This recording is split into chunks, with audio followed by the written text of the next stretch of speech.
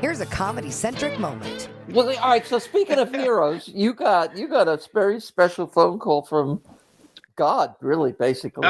George Carlin called me, yeah. Well, he called Jeff Sussman was my manager for many years. We're still very good friends.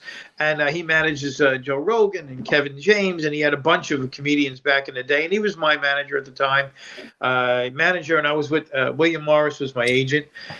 And I did about 4 Caroline's comedy hours, and he saw one of them. So he called Jeff's machine and said, "Hey, Jeff," something to the effect of, "Hey, Jeff, it's George Carlin. I saw Joey. I'm very interested in him. I like him, and here's my number. I'd like to meet him, and this and that." So I got a hold of him, and we became friends. We would talk on the phone a lot.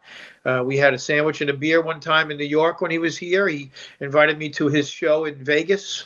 He came to my show at the Riviera. Then he invited me to Bally's to see his show. Me and my comedian Pete Voros from Connecticut went to see him, and it was just an amazing. Thing that happened to me. You know, when you get a stamp of approval from someone like George Carlin, I sent you the message, but I'm just abbreviating it. But yes, when you're out with him, is it like you're with George Carlin and people are staring, or is it kind of low key? Or we were low key. We went to a sandwich shop on Madison Avenue. We just had a sandwich and a beer, and we just talked about comedy. It was the coolest thing about how the old time comics as opposed to new time stuff. And I was only with him for a brief little while when that happened in the city because it was a quick lunch thing. It was many years ago. But I would talk to him on the phone. He would get an idea. Like I sent him a bunch of my stuff, but he sent me all of his stuff. And we would talk about religion, and he knew where I stood and everything because I've been like this since I'm like 7. And we were talking about religion, and he said, I don't really believe in God too much. I pray to Joe Pesci. And Joe Pesci, because that guy, no one's going to mess with him. And I think and we had a long conversation. That was in his act, too. He did that. That's the thing.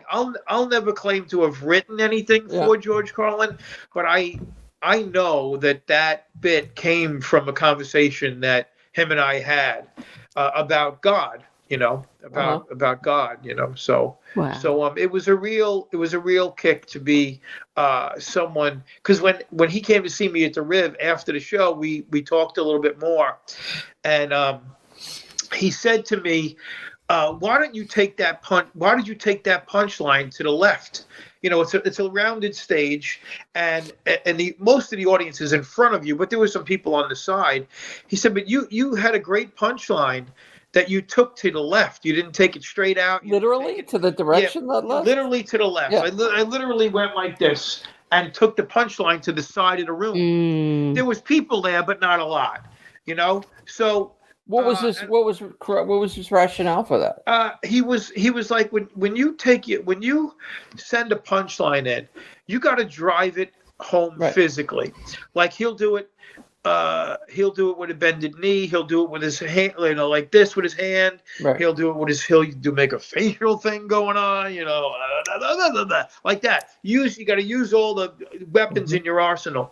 So he said to me, "What I like about you is, you're so intense, and your knees are bent, and you're sweating, and your arms are going, and you're all over the place. But when you turned your whole body to the left and took that punchline that way, the people in front and the people on the right, they got you back. They didn't get that whole everything you could have given them with that punchline, and it was a strong punch. I forget exactly what it was. It was like this spackling bit that I was doing in my act, and it was a lot of anger, a lot of angst coming out of me, and it drove it home, and it got a big laugh to where I had to I took a sip of water then because I got that big a laugh. You want to milk it, sure, yeah.